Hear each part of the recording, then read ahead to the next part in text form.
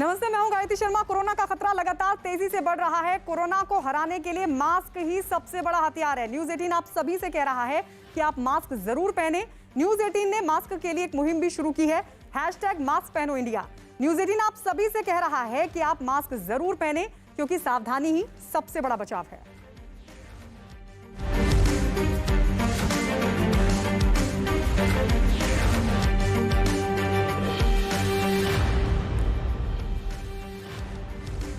तो खबरों के लिहाज से आज बेहद अहम दिन। एक तरफ कोरोना महामारी ने पूरे देश में कोहराम मचाया हुआ है, तो वहीं दूसरी ओर आज 5 राज्यों के विधानसभा चुनाव, 4 राज्य और एक केंद्र शासित प्रदेश में विधानसभा चुनाव के नतीजे सामने आने वाले हैं। कुछ ही देर में पश्चिम बंगाल, असम, तमिलनाडु, केरल और पुद्दुचेरी में मतगणना शुरू हो जाएगी और नतीजों के साथ ही करीब 2 महीने से चल रहा चुनावी शोर अपने अंतिम नतीजे तक पहुंच जाएगा। हम आपको 5 राज्यों के रुझान और नतीजे लगातार बताते और दिखाते रहेंगे, लेकिन आज की सबसे बड़ी खबर पूरे देश में जारी कोरोना का कोहराम ही है। कहीं मरीजों और तीमारदारों की बेबसी है, तो कहीं ऑक्सीजन और दवाओं की किल्लत।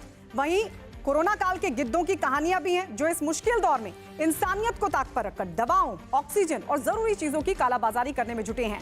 लेकिन इन सब के बीच कुछ ऐसे भी लोग हैं जो कोरोना योद्धा हैं, ऐसे लोग जो मददगार बनकर इस मुश्किल दौर में मरीजों की मदद में जुटे हैं। आज दिन भर हम कोरोना महामारी से जुड़े इन तमाम पहलुओं को दिखाते रहेंगे।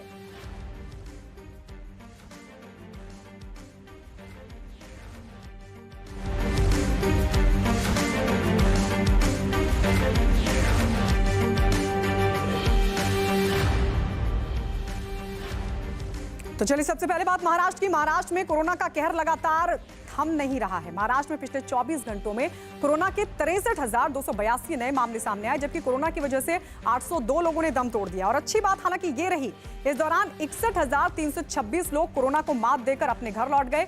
वहीं मुंबई की अगर बात करें तो वहां पिछले 24 घंटों में 3,908 कोरोना के मरीज मिले, जबकि 90 लोगों की मौत हो गई। राज्य में कोरोना मरीजों की संख्या बढ़ने के बाद राज्य सरकार ने सख्ती को और बढ़ा दिया है।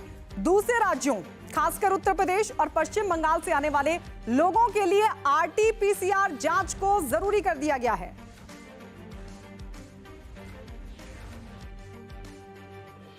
और अब बात दिल्ली की। दिल्ली में कोरोना की दूसरी लहर बेहद घातक साबित हो रही है। कोरोना से मौत का आंकड़ा दिन ब दिन बढ़ रहा है। पिछले 24 घंटों में कोरोना की वजह से 412 लोगों ने दम तोड़ दिया। कोरोना की वजह से होने वाली मौतों का ये अब तक का सबसे बड़ा आंकड़ा है। पिछले 24 घंटे में कोरोना के 25,219 नए मामले सामने आए और इस दौरान 27,421 लोगों ने कोरोना को मात दी और वो ठीक होकर अपने घर भी लौट गए।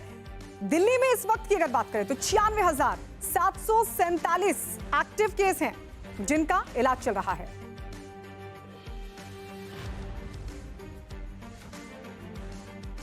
तो दिल्ली में बेकाबू कोरोना की रोकथाम के लिए लॉकडाउन को 7 दिनों के लिए बढ़ा दिया गया है। मुख्यमंत्री अरविंद केजरीवाल ने ट्वीट कर इस बात की जानकारी दी। 3 मई सुबह 5 बजे तक लॉकडाउन लगाया गया था, लेकिन सीएम अरविंद केजरीवाल ने ट्वीट किया और ये जानकारी दी कि इसे 10 मई तक के लिए आगे कर दिया गया है। इससे पहले भी मुख्यमंत्री केजरीवाल ने 1 हफ्ते का लॉकडाउन बढ़ाते हुए कहा था कि ये एक तरह से आखिरी हथियार है और कोरोना से लड़ने के लिए मजबूरन लॉकडाउन लगाना पड़ रहा है।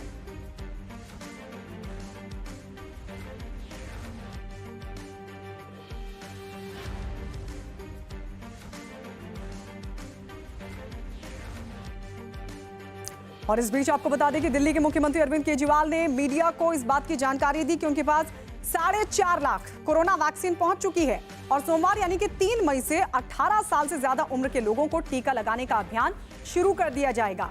इससे पहले दिल्ली सरकार ने कोरोना वैक्सीन की कमी का हवाला देते हुए लोगों को लाइन में खड़े नहीं होने की बात कही थी।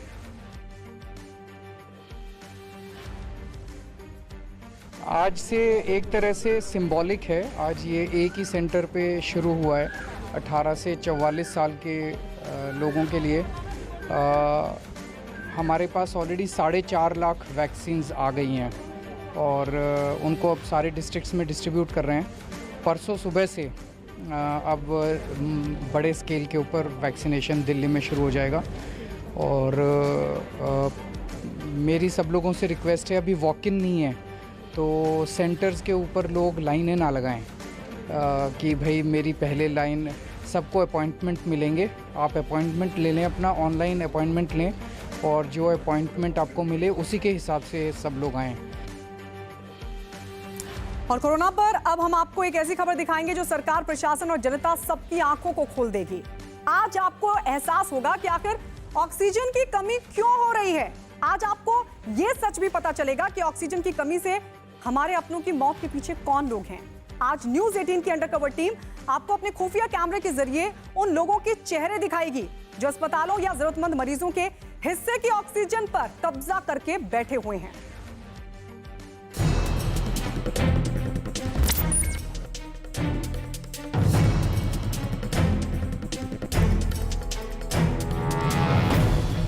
देश की सांसें उखड़ रही हैं।